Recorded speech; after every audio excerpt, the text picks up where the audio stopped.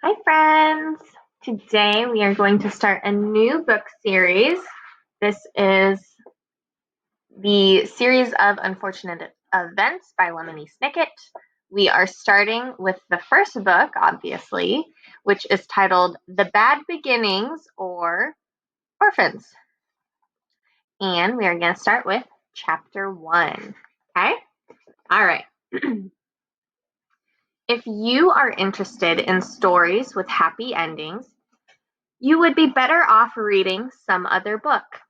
In this book, not only is there no happy ending, there is no happy beginning, and very few happy things in the middle. This is because not very many happy things happened in the lives of the three Baudelaire youngsters. Violet, Klaus, and Sunny Baudelaire were intelligent children, and they were charming and resourceful, and had pleasant facial features. But they were extremely unlucky, and most everything that happened to them was rife with misfortune, misery, and despair. I'm sorry to tell you this, but that is how the story goes. Their misfortune began one day at Briny Beach.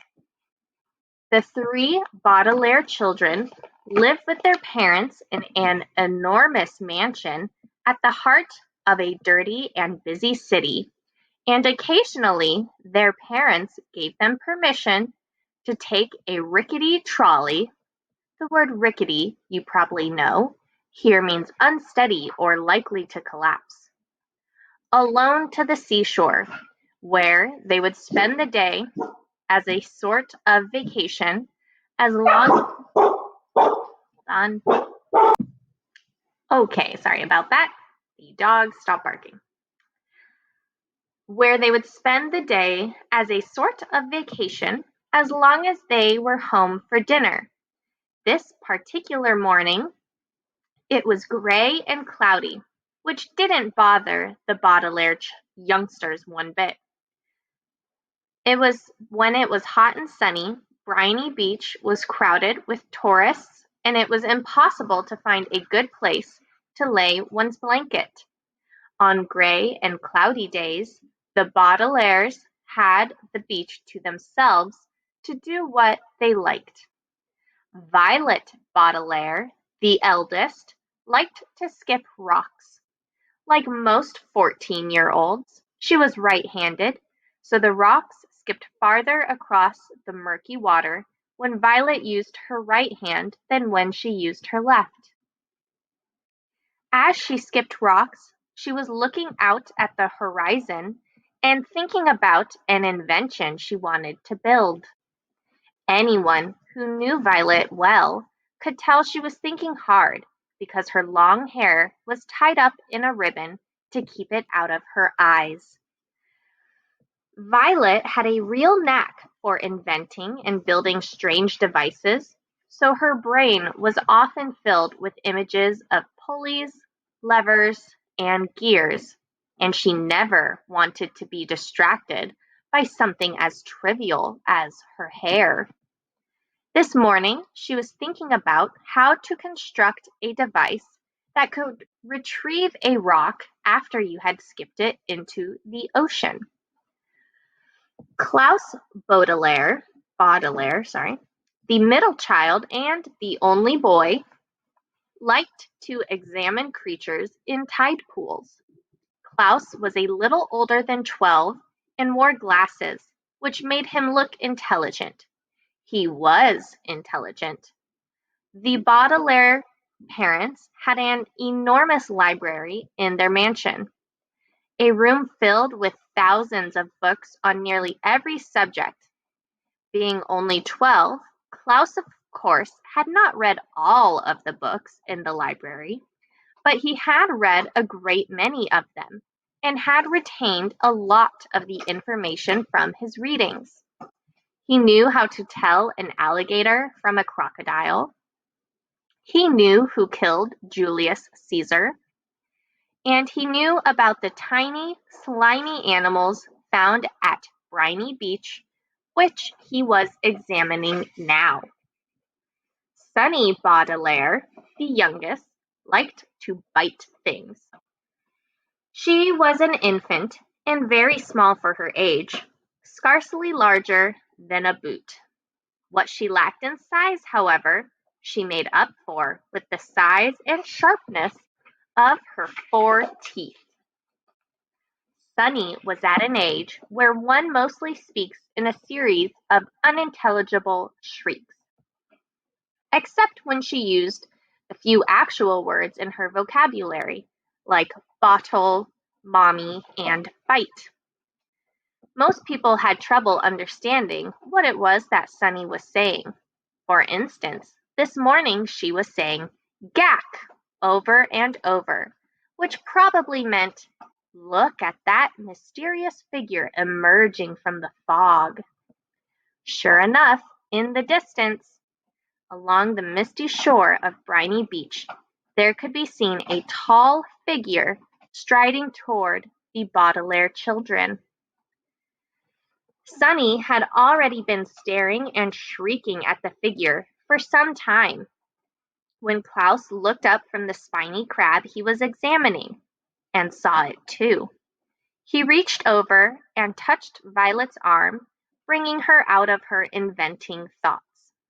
"Look at that," Klaus said, and pointed toward the figure.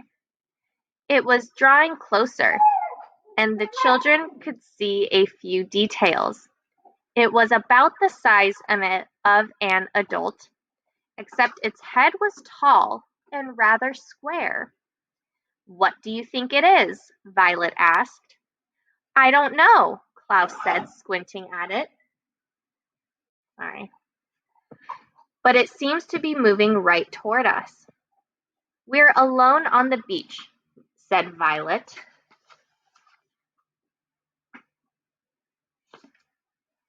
A little nervously. "There's nobody else it could be moving toward." She felt the slender, smooth stone in her left hand, which she had been about to try to skip as far as she could. She had a sudden thought to throw it at the figure, because it seemed so frightening. "It only seems scary," Klaus said, as if reading his sister's thoughts, "because of all the mist." This was true. As the figure reached them, the children saw with relief that it was not anybody frightening at all, but somebody they knew, Mr. Poe. Mr. Poe was a friend of Mr. and Mrs. Baudelaire's, whom the children had met many times at dinner parties. One of the things Violet, Klaus, and Sunny really liked about their parents was that they didn't send their children away when they had company over, but allowed them to join the adults at the dinner table and participate in the conversation as long as they helped clear the table. The children remembered Mr. Poe because he always had a cold and was constantly excusing himself from the table to have a fit of coughing in the next room. Mr. Poe took off his top hat, which had made his head look large and square in the fog, and stood for a moment coughing loudly into a white handkerchief. Violet and Klaus moved forward to shake his hand and say how do you do. "How do you do?" said Violet. "How do you do?" said Klaus. "How do yo?" said Sunny. "Fine, thank you," said Mr. Poe, but he looked very sad. For a few seconds nobody said anything, and the children wondered what Mr. Poe was doing there at Briny Beach, when he should have been at the bank in the city where he works. He was not dressed for the beach. "It's a nice day," Violet said finally, making conversation. Sunny made a noise that sounded like an angry bird, and Klaus picked her up and held her. "Yes, it is a nice day," Mr. Poe said absently, staring out at the empty beach. I'm afraid I have some very bad news for you children. The three Baudelaire siblings looked at him. Violet, with some embarrassment, felt the stone in her left hand and was glad she had not thrown it at Mr. Poe. Your parents, Mr. Poe said, have perished in a terrible fire. The children didn't say anything.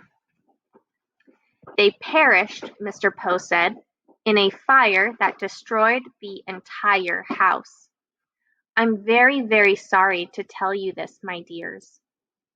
Violet took her eyes off Mr. Poe and stared out at the ocean. Mr. Poe had never called the Baudelaire children "my dears" before. She understood the words he was saying, but thought he must be joking, playing a terrible joke on her and her brother and sister. Perished, Mr. Poe said, means killed. We know what the word perished means, Klaus said crossly. He did know what the word perished meant, but he was still having trouble understanding exactly what it was that Mr. Poe had said. It seemed to him that Mr. Poe must have somehow misspoken. The fire department arrived, of course, Mr. Poe said, but they were too late. The entire house was engulfed in fire. It burned to the ground. Klaus pictured all the books in the library going up in flames. Now he'd never read all of them. Mr. Poe coughed several times into his handkerchief before continuing. I was sent to retrieve you and to take you to my home, where you'll stay for some time while we figure things out. I am the executor of your parents' estate. That means I will be handling their enormous fortune and figuring out where you children will go. When Violet comes of age, the fortune will be yours, but the bank will take charge of it until you are old enough. Although he said he was the executor, Violet felt like Mr. Poe was the executioner. He had simply walked down the beach to them and changed their lives forever. Come with me, Mr. Poe said, and held out his hand. In order to take it, Violet had to drop the stone she was holding. Klaus took Violet's other hand, and Sunny took Klaus's other hand, and in that manner the three Baudelaire children, the Baudelaire orphans now, were led away from the beach and from their previous lives. Chapter 2. It is useless for me to describe to you how terrible Violet, Klaus, and even Sunny felt in the time that followed. If you have ever lost someone very important to you, then you already know how it feels, and if you haven't, you cannot possibly imagine it. For the Baudelaire children, it was of course especially terrible because they had lost both their parents at the same time, and for several days they felt so miserable that they could scarcely get out of bed. Klaus found he had little interest in books. The gears in Violet's inventive brain seemed to stop, and even Sunny, who of course was too young to really understand what was going on, bit things with less enthusiasm. Of course, it didn't make things any easier that they had lost their home as well, and all their possessions. As I'm sure you know, to be in one's own room, in one's own bed, can often make a bleak situation a little better, but the beds of the Baudelaire orphans had been reduced to charred rubble. Mr. Poe had taken them to the remains of the Baudelaire mansion to see if anything had been unharmed, and it was terrible. Violet's microscope had fused together in the heat of the fire.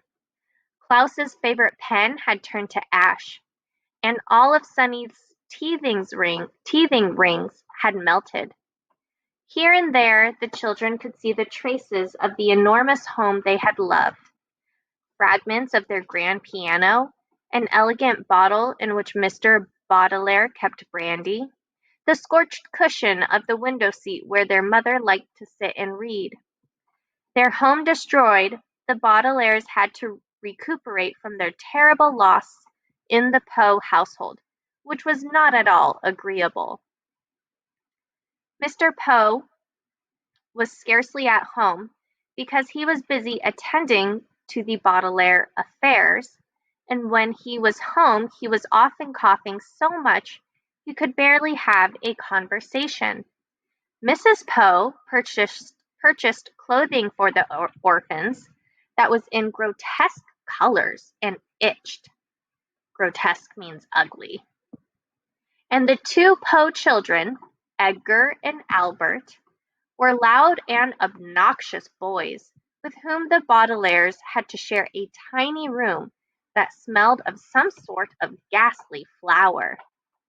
But even given the surroundings, the children had mixed feelings when, over a dull dinner of boiled chicken, boiled potatoes, and blanched (the word blanched here means boiled) string beans, Mr. Poe announced that they were to leave his household the next morning. "Good," said Albert, who had a piece of potato stuck between his teeth. "Now we can get our room back. I'm tired of sharing it. Violet and Klaus are always moping around and are never any fun." "And the baby bites," Edgar said, tossing a chicken bone to the floor as if he were an animal in a zoo and not the son of a well-respected member of the banking community. "Where will we go?" Violet asked nervously. Mr. Poe opened his mouth to say something, but erupted into a fit of coughing. "I have made arrangements," he said finally, "for you to be raised by a distant relative of yours who lives on the other side of town. His name is Count Olaf." Violet, Klaus, and Sunny looked at one another, unsure of what to think. On one hand, they didn't want to live with the Poes any longer. On the other hand, they had never heard of Count Olaf and didn't know what he would be like. "Your parents' will," Mr. Poe said, "instructs that you be raised in the most convenient way possible. Here in the city you'll be used to your surroundings, and this Count Olaf is the only relative who lives within the urban limits." Klaus thought this over. "And this Count Olaf is the only relative who lives within the urban limits." Klaus thought this over for a minute as he swallowed a chewy bit of bean. "But our parents never mentioned Count Olaf to us. Just how is he related to us exactly?" Mr. Poe sighed and looked down at Sunny, who was biting a fork and listening closely. "He is either a third cousin 4 times removed or a fourth cousin 3 times removed. He is not your closest relative on the family tree, but he is the closest geographically. That's why—" "If he lives in the city," Violet said, "why didn't our parents ever invite him over?" "Possibly because he was very busy," Mr. Poe said. "He's an actor by trade and often travels around the world with various theater companies." "I thought he was a count," Klaus said. "He is both a count and an actor," Mr. Poe said. "Now, I don't mean to cut short our dinner, but you children have to pack up your things, and I have to return to the bank to do some more work. Like your new legal guardian, I am very busy myself." And we will stop there. I hope you all have a great rest of your day, and I will see you next week. Can't wait to see what happens in this book. Bye!